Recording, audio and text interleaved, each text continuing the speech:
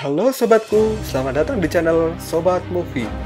Tempatnya review film paling asik dan menarik buat sobatku semua. Yang baru gabung, silahkan klik tombol subscribe ya dan nyalakan loncengnya, supaya kalian tidak ketinggalan film-film seru yang Mimin upload.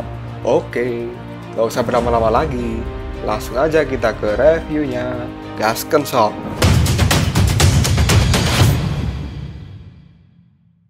Oke sob, kita langsung masuk ke pembahasan part 2-nya aja ya. Sebelumnya diceritakan bahwa Dewa Sasin diperintahkan oleh Kaisar Langit untuk memburu dan membunuh Biksu Tong dan murid-muridnya, lalu membawa kitab suci kembali ke langit. Serta Xiaoyu yang mendapat ramalan masa depan tentang kematian Biksu Tong dan murid-muridnya. Akhirnya Xiaoyu mempercayai Biksu Tong sepenuhnya. Kini Aoxue yang berada di persidangan naga diminta untuk dibunuh saja. Aoxue bisa berada di persidangan naga itu karena kakaknya yang membawa Aoxue untuk didisiplinkan. Tapi malah digugat oleh Raja Naga Laut Cina Selatan karena Aoxue telah membuat buta mata anaknya. Ketua Pengadilan Naga menyuruh semuanya untuk tenang dan menyerahkan hasil persidangan pada pendapat terbanyak.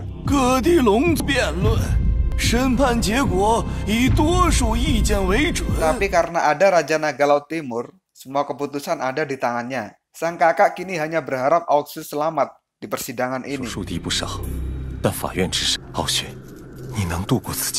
Kini Raja Naga Laut Cina Selatan langsung menggugat Aoxue bahwa dia telah bersekongkol dengan orang asing untuk menyerang Laut Cina Selatan, yang membuat anak keduanya mati dan prajurit naga terluka. Raja Naga Laut Cina Selatan menyebut kakak Aoxue sebagai saksinya.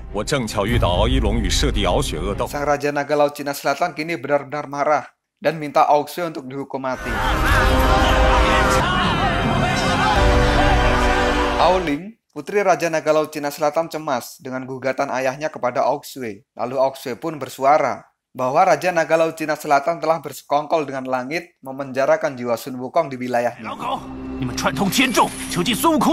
Tapi Raja Naga membantah bahwa itu juga demi klan naga. Kakak Aoxue juga langsung bersuara. Aoling yang menyukai Aoxue juga langsung membelanya. Sang Raja Naga Laut Cina Selatan marah dan tetap minta Aoxue untuk dihukum mati. Ketua pengadilan menyuruh semuanya untuk tenang dan minta Aoxue untuk berbicara. Aoxue langsung mengatakan bersekongkol dengan surga adalah rencana Raja Naga Laut Cina Selatan untuk menguasai seluruh klan naga. Aoxue tahu ini dari Aoyilong, putra pertama Raja Naga Laut Cina Selatan. Ayah Aoxue yang sudah kecewa dengan Aoxue kini berharap Aoxue mati saja. Karena telah membuatnya malu selama ini. Ayah Aoxue mengingatkan kejadian masa lalu yang membuat Yusou terluka parah dan ayahnya harus menanggung rasa malu itu. Aoxue berusaha menjelaskan, tapi kini dipotong pembicaraannya oleh sang ayah dan membandingkan dia dengan kedua saudaranya yang membuat bangga, sedangkan Aoxue pembuat masalah.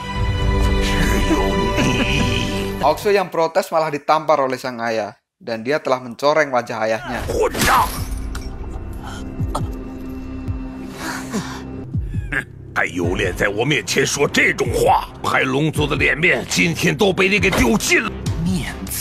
Aoxue kembali protes. Apakah harga diri lebih penting daripada nyawa anaknya? Sang Raja Naga menjawab, iya, dan Aoxue kini berjanji akan membuat ayahnya tak punya harga diri lagi.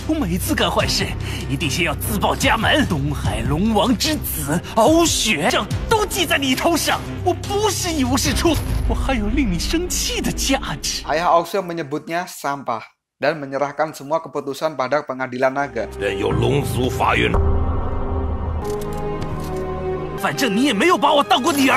Kakak Aoxue memohon pada sang ayah, tapi malah disuruh diam. Aoxue hanya bisa memaki kepada sang ayah. Karena suara terbanyak ingin hukuman mati, maka besok Aoxue akan dihukum mati.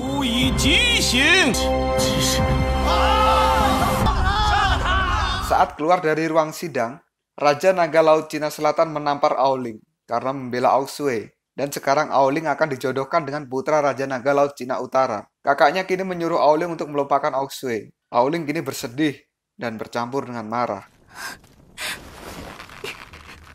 Di dalam kamarnya, Aoling mencari gelang pemberian Aoksue dan mengingat kejadian di masa kecilnya. Saat mainannya dirusak oleh kakaknya, Aoling kecil mengadu kepada sang ayah. Tapi ayahnya malah memarahi Aoling dan membela Ao Yilong yang telah membuat sang ayah bangga.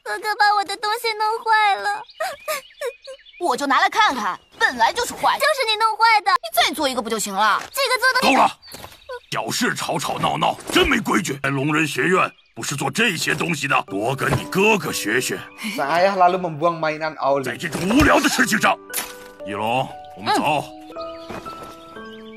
Aoling yang sedih kini duduk di pinggir sungai dan dia melihat Aoksue kecil sedang dibully.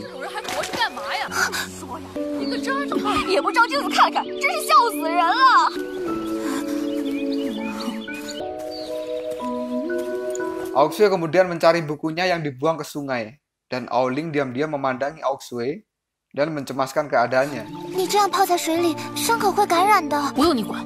Aoling menyuruh Aoksue untuk melapor pada ayahnya tentang pembulian itu. Aoksue berkata, ayahnya tidak akan peduli. Aoling pun bilang kalau ayahnya juga tidak pernah peduli pada dia dan mengatur sesuai kehendaknya. Aoksue pun menyuruh Aoling untuk berbuat sesuai dengan yang dia mau, tapi Aoling tidak berani.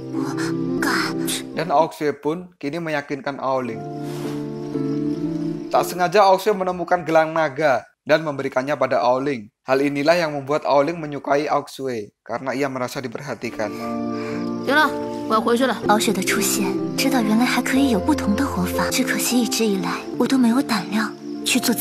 Kini Aoling mencoba untuk menyelamatkan Aoksue. Dia pun menyelinap ke penjara naga.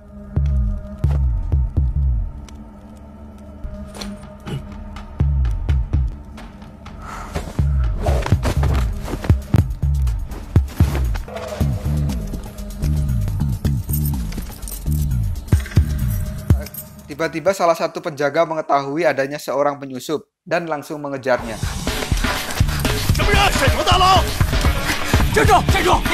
Aoling yang terkepung terpaksa harus melawan para penjaga. Aoling pun berhasil mengambil kunci dan langsung kabur.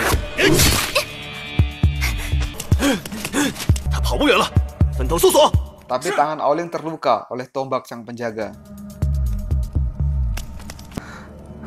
Dengan kunci yang ia pegang, Aoling pun langsung membuka pintu ruangan Aoksue dikurung. Ternyata di sana masih banyak kurungan yang membuat Aoling masih harus memilih kurungan yang tepat.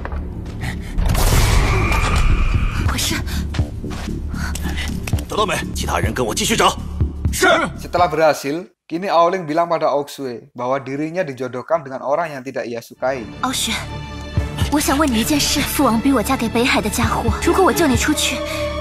Aoling ingin bersama Aoksue, tapi Aoksue membentaknya untuk segera melepaskan dia dari kurungan agar bisa kabur.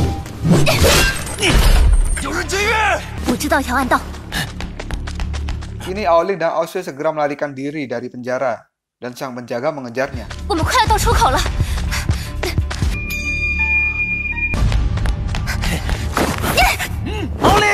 Secara mengejutkan, Aoling tertangkap oleh kakaknya dan Aoksue kini terkepung dan dihajar oleh para penjaga.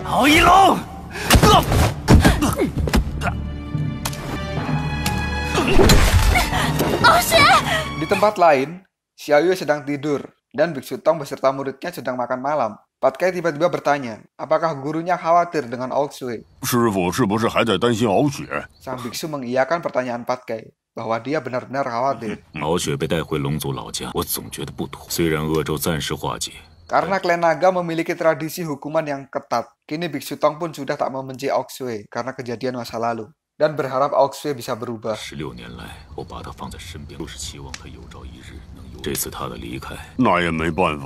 Tiba-tiba Xiaoyu mengigau, membuat Patkai dan Biksu Tong langsung menoleh ke arah Xiaoyu. Kini pikiran mesum Patkai muncul kembali dan Biksu Tong langsung memukulnya.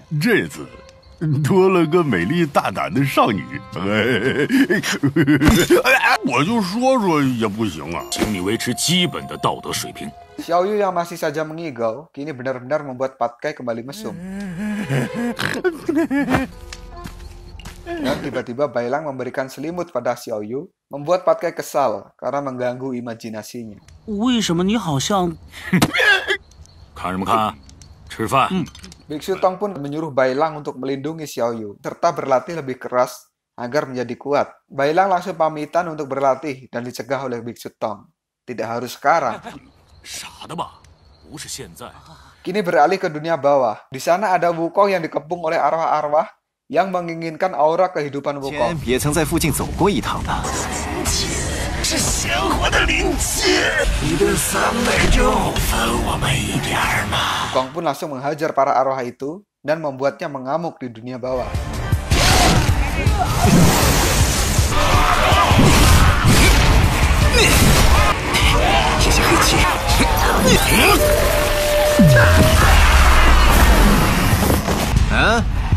Hal ini membuat para arwah ketakutan dan berlari. Kemudian datanglah sang penunjuk jalan yang langsung menyebut nama Sun Wukong. 孙悟空吗？ Cerita pun selesai. Dan kita akan lanjutkan ke part 3 ya sob. Tetap stay di channel Sobat Movie dan jangan lupa klik subscribe, like, dan share ke teman-temanmu agar channel ini dapat berkembang dan menghibur kalian semua. See you next tomorrow. Bye-bye.